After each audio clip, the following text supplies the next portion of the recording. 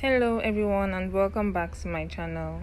In this tutorial, I want to take you through how to cut and sew a bomber jacket. This is a sample of what I'm going to be making.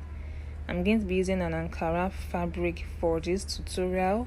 Other sewing materials that will be needed to make this jacket is stay. You're going to need to get the original one. So not paper stay but cloth stay. Then you're going to need the medium thick wording for this, matching color thread, an open and close zipper. I'm using a caterpillar zip for this. Then you're also going to need jogger's band.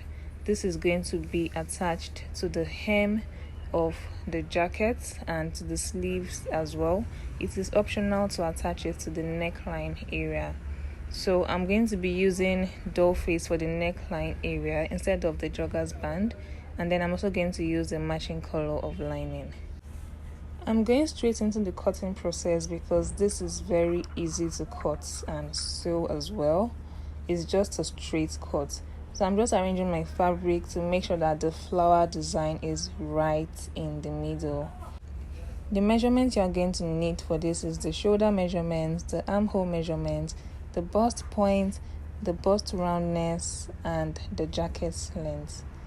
Note that when you're taking the jacket length measurement, you have to consider the wideness of the jogger's band, since that is going to add to the jacket's length. So if you're working with the jacket's length of 26, you want to take 2 inches off that, assuming the jogger's band is 2 inches wide. Remember to take your seam allowance into consideration. So you're going to end up using 24, so that after attaching the jogger's band, you will have the 26 inches complete. So right now I'm just taking the measurements of the jacket. The tape rule is not starting right from the top because of how I want to position the flower. So I'm just going to mark a straight line on top first before taking all of my measurements so that you guys will get what I'm doing. So I'm going to start from that line and take the jacket length. I have already taken off the jogger's band width as well. So you want to mark this on both sides to get a straight line. So I'm working with a jacket length of 27 inches and the jogger's band I'm working with is 2 inches wide. So I have taken 2 inches off to give me 25, but I added half of an inch back to serve as the joining allowance because the actual jogger's band width is 2.5 inch, but I'll need half of an inch to attach it to the jacket. Next, you want to take the shoulder measurements.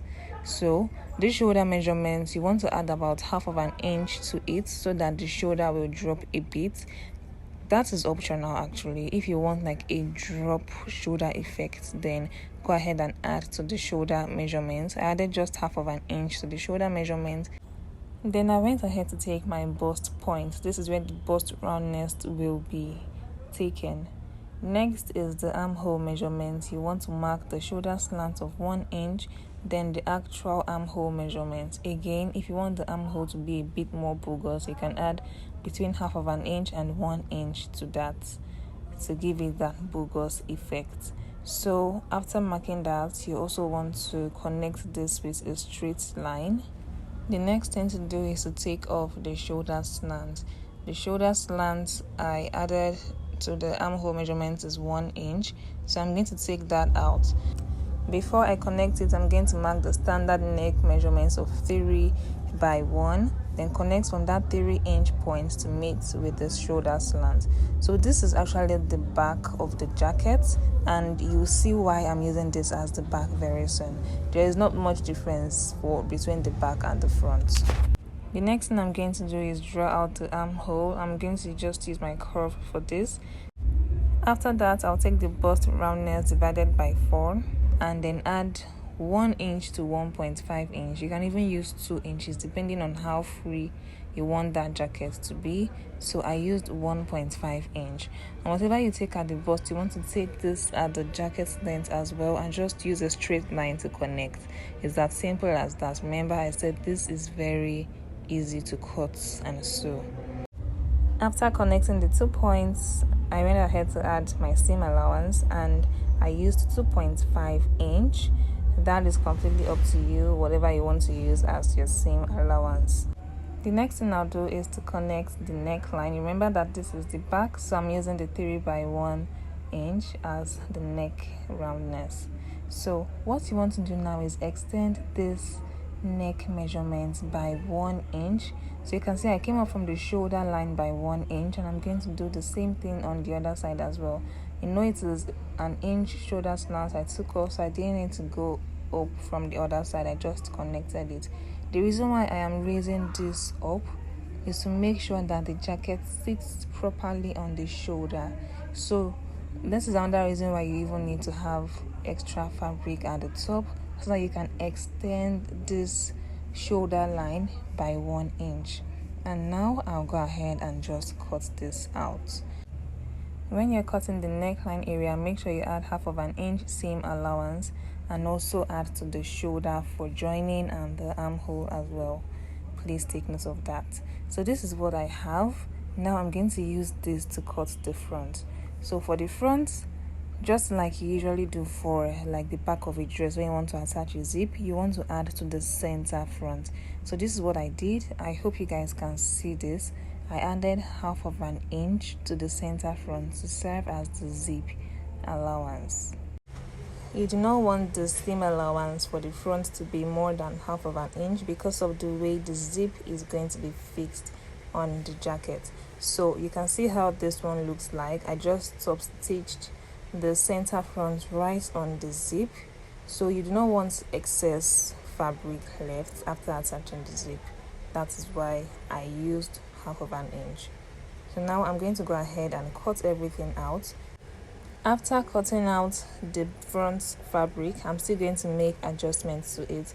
Remember that I extended the back shoulder by 1 inch. So that's 1 inch extension. You want to take it off from the front, because if you do that, you'll be extending both the back and the front. So now the back is extended, and after taking off that 1 inch from the front, you have the normal measurements for the front without any extension. So after taking off that 1 inch, I am supposed to take off another 1 inch. And the reason why I'm taking off another 1 inch from that front is because I already extended the back by 1 inch. So that 1 inch, I'm going to take it off the front so that the back can rest more on the shoulder. But I didn't do that here. I eventually came back and adjusted that on the jacket. I'm sorry that you guys didn't see that here, but please note that when you extend the back by 1 inch, you want to cut off from the front by 1 inch as well. So the reason I did here was to cut off the 1 inch that was already on the back, since I used the back to cut the front, but I didn't reduce the front pattern itself by that 1 inch, which I eventually did later. For the front neckline, you want to use a standard neck measurement of 3 by 3. So that is what I cut out, and then I'm going to slash through the middle of the front of the jacket because I'll be attaching a zip. After cutting out the neckline for the front, I'm just going to slash it through the middle since I'm going to be attaching a zip. The next thing I'm going to cut is the sleeve. First thing I want to do is to measure the roundness of the armhole. So I just took the measurements of the armhole curve here. Remember that this is including seam allowance, so you want to take off that seam allowance before drawing out the sleeve pattern. So I'm cutting right on my Ankara fabric as well. You want to cut this in a way that you have enough fabric around the cap sleeve area so that you can pleat it. So what you want to do is to fold your fabric into two. First of all, determine the length of the sleeve. Remember that you're going to be attaching a jogger's band. So if the length of the sleeve is 26, you're going to take off 2 inches, which is the wideness of the jogger's band, after taking off your seam allowance. So that is what I did here. I already took off 2 inches because that is going to add to the length of the sleeve after attaching the jogger's band. To draw out the sleeve, first of all, mark 1/2 inch at the top of the fabric so that you can add your seam allowance after constructing the sleeve pattern. The first thing you want to do is get the cap sleeve length. So the cap sleeve length I'm working with is 4.5. You just want to mark 4.5 and draw a straight line from there. After marking out the cap sleeve measurement, you want to divide that armhole roundness that you took by 2 and place it slant the way you see me doing, from the top of the sleeve to the cap sleeve line, and then connect it like this. So that slant line you have gotten, you want to divide it by 2 and then divide each of it again by 2 so that you can draw out the perfect armhole curve. For the first half of the sleeve, you want the curve to come upward, and when you pass through this midpoint line, you want it to go downwards like a slight S curve. So the other midpoint in between the main midpoint is just to serve as a guide to get your curve right. The measurements you have at the top here is what you want to take at the wrist area as well. You can leave it this way, or you can shapen it just a little bit, which is what I did. After connecting the points with a straight line, then I went in at the wrist area by another 2 inches and I connected this. After that, I added my seam allowance to the side and to the top of the curve here. So for this side, I'm using 1/2 inch. That's all you need. With that, the sleeve is complete, so I'll go ahead and cut it out. This wrist area, you want to pleat it before attaching it to the joggers band. So that's why you want the same thing and the cap sleeve line to be at the wrist line, so that you can have enough fabric to pleat up that wrist area. The next thing we're working on is this side pockets. I'm just going to take the exact measurements that I already had for this pocket. So the top here is 8.5 inches wide, while this bottom part is 6.5 inches wide, and the length of the pocket is 8.2 inches. So you can adjust this depending on how wide or how long you want the pocket to be, but you know that this has to be below the bust area. It has to rest around the stomach area, so you can't adjust this that much. So I already folded my fabric to be able to cut out that pocket, and as you guys can see, I have drawn out the line where the pocket is going to stop, and I have added 1/2 inch seam allowance to it. You need to add 1/2 inch seam allowance to that measurement all around. So instead of 8.5, you take 9. Instead of 6.5, you take 7. After marking out the length of the pocket, the next thing I'm taking now is the wideness of the pocket. So I already marked 9 inch, and I just marked a straight line from there before taking in that cascade effect.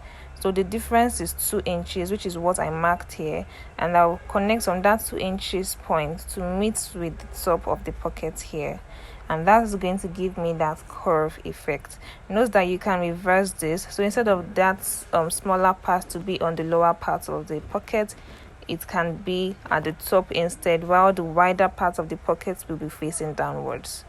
This is the pocket already cut out.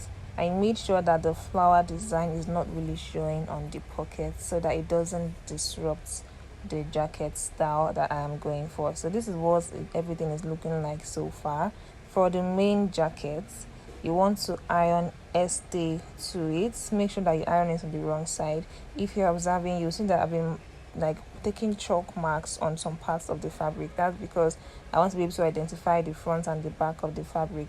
So you want to iron stay to everything, then go ahead and iron your wording. So it is after doing all of this, you want to now cut out the lining piece.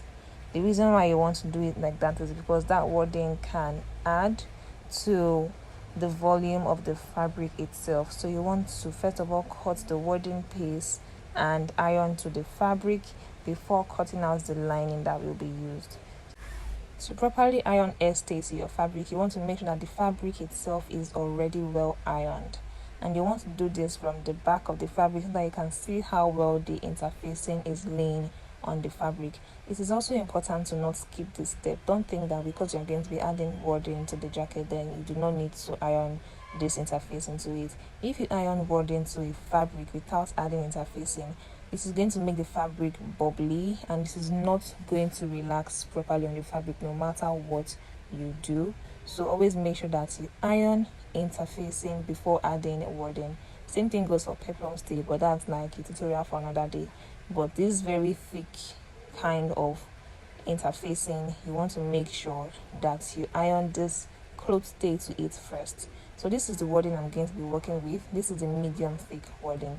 If you want something that's still going to give you that thickness but it's not going to be too heavy or feel stiff, then you want to go with the lightest wording texture.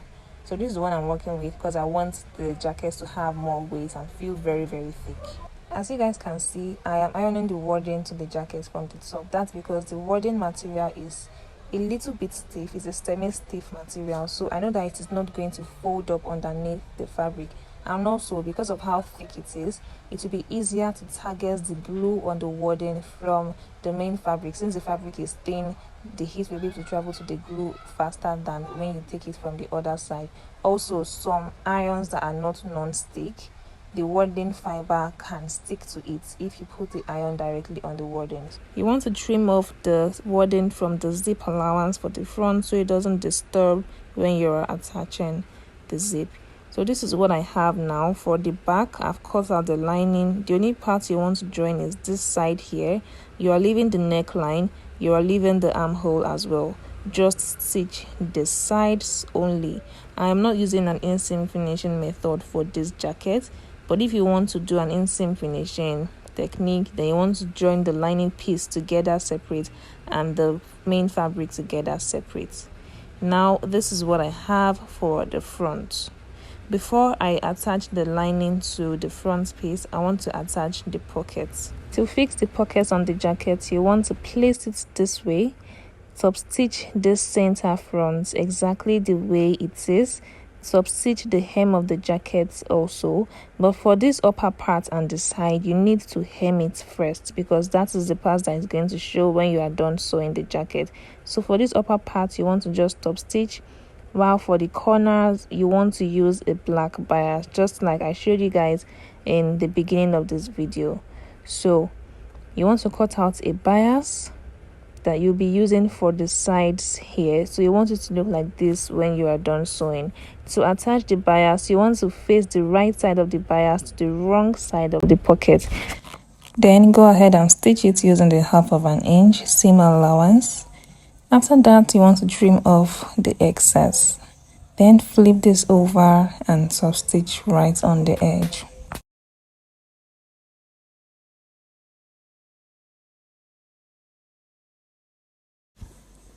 The next thing to do is to attach this pocket to the jacket.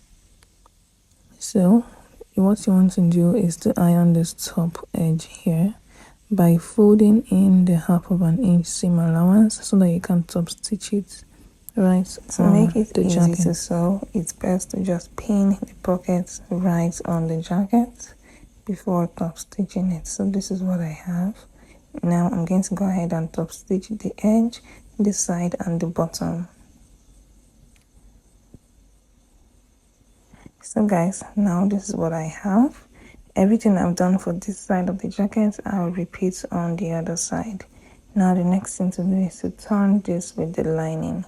So what you want to do is to just stitch down the sides. Make sure it is only the sides that you stitch down. You're not turning the neckline, the armhole or the shoulder yet. So this is what I have. I've also turned the back of the jacket with the lining. Now the next thing you want to do is to join all of this together, and I'm going to be starting with the shoulder points. So please pay attention to how I'm going to do this because I'll be doing an inseam finishing. I'm not going to be touching the neckline since it's a collar I'm going to attach. So join the shoulders, you want to turn the back of the jacket. You want to bring out the wrong side. So this is in here, you can see the lining and the wording. Then you want to grab one piece of the front jacket. Make sure that it's matching with the back of the jacket, taking into consideration the right sides for both sides.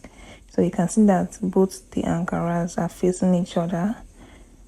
Now you want to align the shoulder points for everything.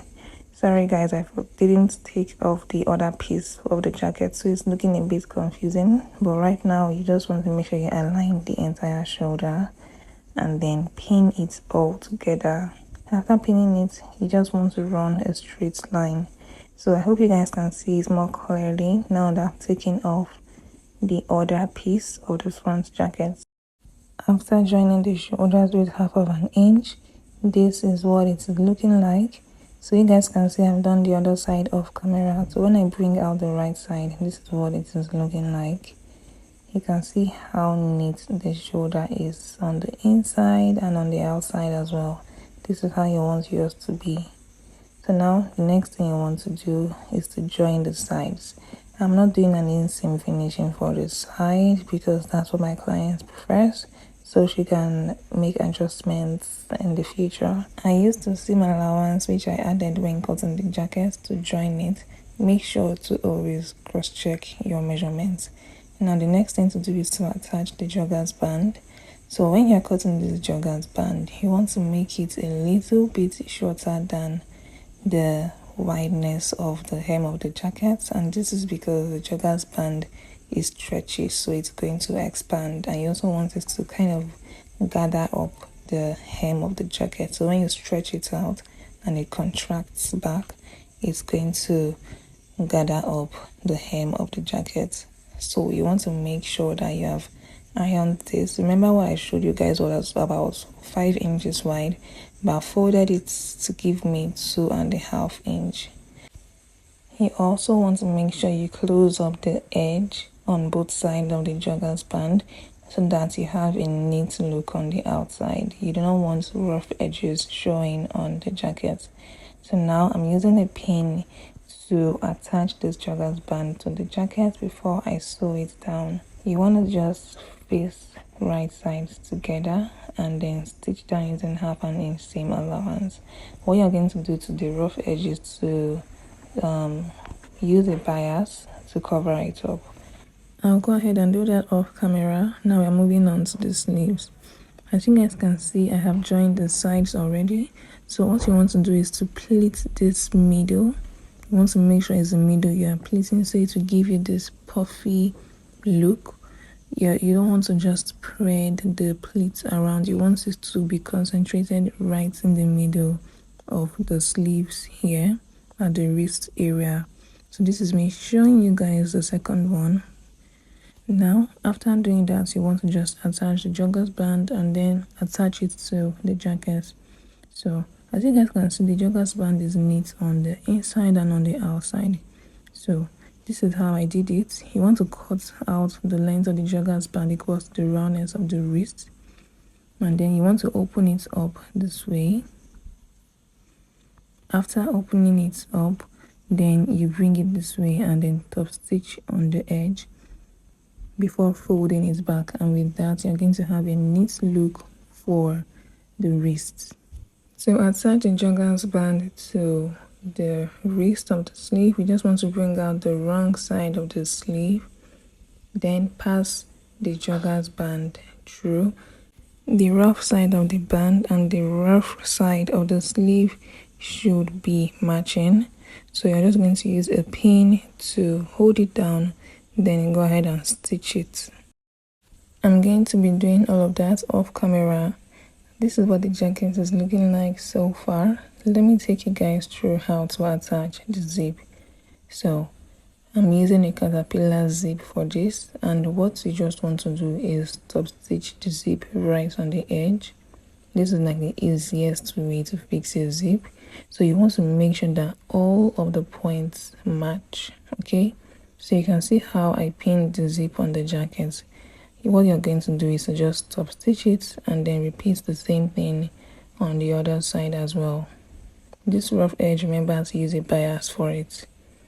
So this is me top stitching the zip on the jacket. When you are doing the other side, you want to make sure that every point match, where the joggers band starts from, where the pocket starts from, and the neckline. And this is what I have.